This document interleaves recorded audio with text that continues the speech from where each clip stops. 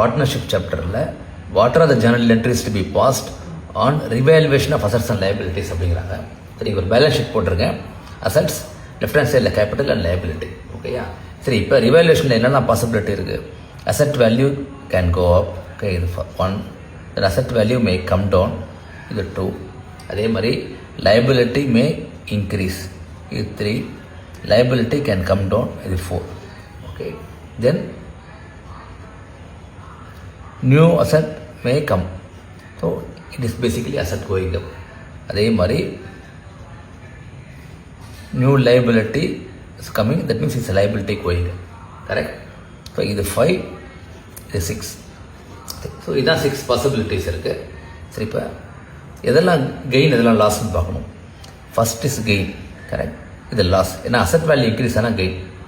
Okay, அதே மாதிரி liability increase ஆனால் திஸ் இஸ் லாஸ். அதே லைபிலிட்டி ரெடியூஸ் ஆனால் கெயின். ஓகே, நியூ அசட் உள்ளே வந்ததுன்னா it's a gain, new asset உள்ளே வந்தால் இட்ஸ் அ லாஸ். ஓகேயா? சரி, இதுதான் 6 பாசிபிலிட்டிஸ். இப்போ அடுத்தது ஜேர்னல் என்ட்ரிஸ். அதுக்கு என்ன revaluation is what type of account? Nominal account. So nominal account rule வந்து டெபிட் எக்ஸ்பெண்டிச்சர் கிரெடிட் இன்கம்.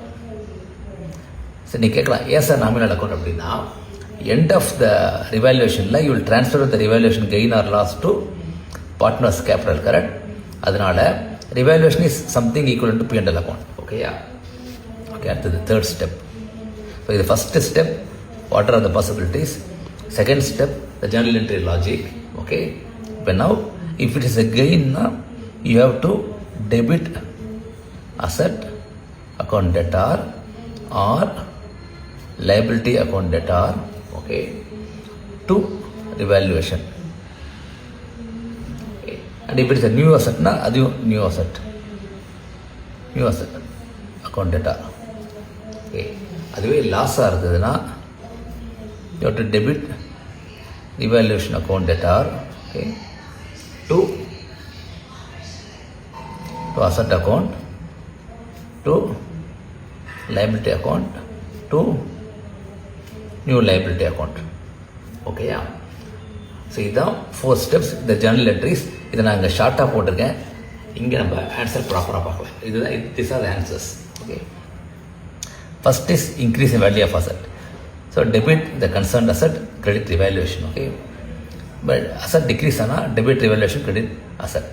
அதே மாதிரி increase in liabilities, decrease in liabilities போட்டாச்சு. அதே மாதிரி அன்ரெக்கார்டட் அசட், அதாவது நியூ அசட் உள்ள வந்ததுன்னா, நியூ லைபிலிட்டி உள்ள வந்ததுன்னா, இந்த ஃபைனலாக என்ன பேலன்ஸ் இருக்கோ அதை நம்ம ட்ரான்ஸ்ஃபர் பண்ணுறோம் பார்ட்னர்ஸ் கேபிட்டல் அக்கௌண்ட்டு.